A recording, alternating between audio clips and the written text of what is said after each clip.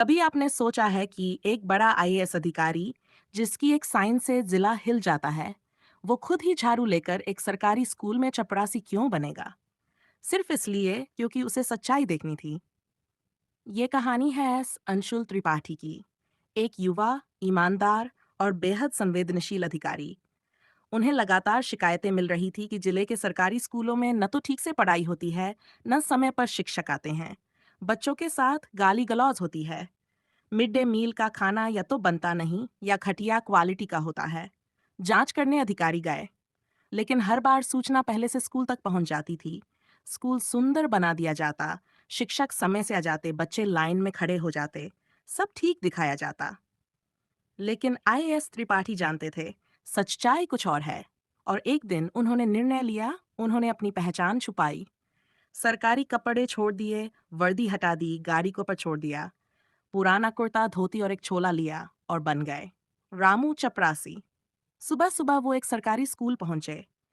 Headmaster से बोले, साहब मैं काम चाहता हूँ, झाड़ू पोछा कर लूंगा, बस 2 वक्त की रोटी मिल जाए। हेडमास्टर ने उन्हें ऊपर से नीचे तक देखा और कहा, ठीक है, रह जा। अब आईएएस अफसर स्कूल के क्लास 4 कर्मचारी बन चुके थे। सुबह झाड़ू लगाते, बर्तन धोते, बच्चों को पानी पिलाते। किसी को अंदाजा नहीं था कि यही रामू जिले का सबसे बड़ा अधिकारी है।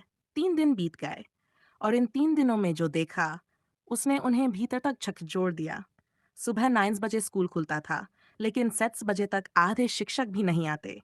जो आते वो स्टाफ रूम में चाय पीते, मोबाइल चलाते। बच्चे कक्षा में अकेले बैठे रहते, कोई नहीं देखता कि क्या पढ़ा क्या लिखा। मिड डे मील, सड़ी सब्जियां, बासी चावल, टूटी हुई थाली। खुद बच्चे खाना नहीं खाना चाहते थे। कुछ बच्चों ने धीरे से बताया, अंकल, हमसे गालियां दी जाती हैं। एक ने कहा, टीचर कहते हैं कि पढ़ लिख कर क्या करेगा, तू तो मजदूर बनेगा। आईएएस त्रिपाठी की आंखों में आंसू आ गए। उन्होंने सब कुछ रिकॉर्ड किया, आवाज, वीडियो, तस्वीरी। तीसरे दिन एक और घटना घटी। स्कूल के एक अध्यापक ने उन्हें कहा, अबे चपरासी, आकर जूते पॉलिश कर। आईएएस खड़े रहे, चुपचाप, और फिर बोले, कल सुबह पूरे स्टाफ को एक मीटिंग के लिए यहीं बुला लेना। अगली सुबह पूरा स्टाफ इकट्ठा हुआ। रामू चपरासी सामने आया, बोला, आज कुछ बताना है। सब हंसे, अबे चपरासी भी भाषण देगा? उसने अपने झोले से एक आईडी कार्ड निकाला और सामने रखा। आईएएस अंशुल त्रिपाठी। सन्नाटा छा गया, सबके चेहरे पीले पड़ गए। हेडमास्टर की टांगें कांपने लगीं। जो मास्टर साहब एक दिन पहले उन्हें जूते पॉलिश करने कह रहे थे, अब सिर झुकाए खड़े थे। आईएएस बोले, शर्म आनी चाहिए आपको। जिन बच्चों की जिम्मेदारी आपको दी गई है, आप उन्हें बर्बाद कर रहे हैं। उन्होंने वीडियो क्लिप्स चलाई, सबूत दिए। 3 शिक्षक सस्पेंड किए गए। मिड डे मील ठेकेदार को तुरंत हटाया गया। स्कूल में हर दिन की निगरानी के लिए कमेटी बनाई गई। और उस दिन के बाद उस स्कूल की तस्वीर ही बदल गई। बच्चों को किताबें मिलने लगीं, शिक्षक समय पर आने लगे, और उस स्कूल के गेट पर एक नया बोर्ड लगाया गया, यहाँ पढ़ाई होती है, ड्रामा नहीं। जब ये खबर बाहर आई तो पूरे देश में हड़कंप मच गया। मीडिया में सुर्खियां बनी, आईएएस बना चपरासी और खोल दी शिक्षा व्यवस्था की पोल। लोगों ने तारीफ की, सोशल मीडिया पर वायरल हो गया। लेकिन जब उनसे पूछा गया, सर, आपने ऐसा क्यों किया?